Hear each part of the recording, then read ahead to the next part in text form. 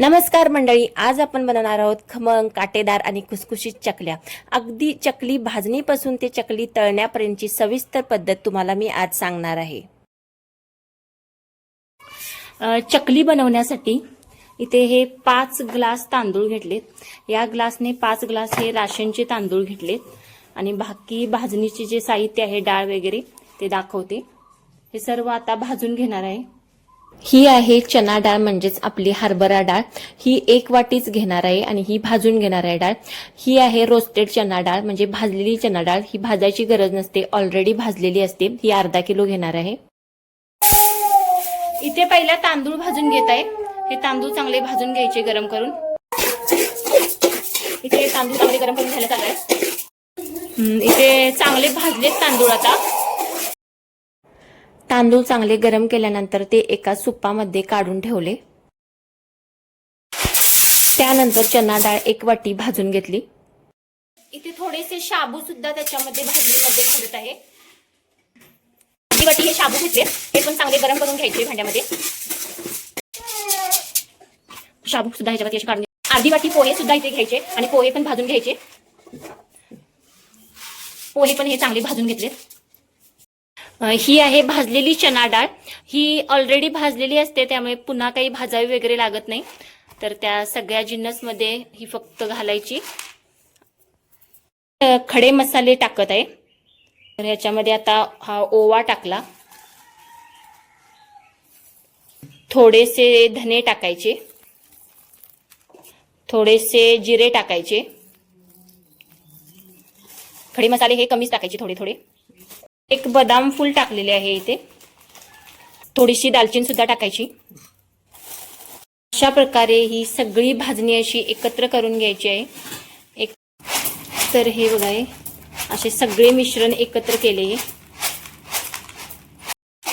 हे सगळे मिश्रण एकत्र करून घ्यायचे आणि ह्याला गार करायचे आणि गार केल्यानंतर हे चक्कीमधून याचे दळण करून आणायचे आणि पीठ बनवून आणायचे चकलीचे।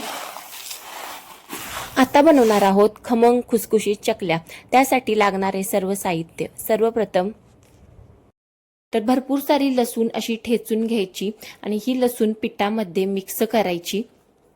आणि त्यासाठी लागणारे साहित्य, पाणी घेतलेले आहे, तेल गरम करून घेतले, तीळ, मीठ, हळद, आणखी लाल तिखट।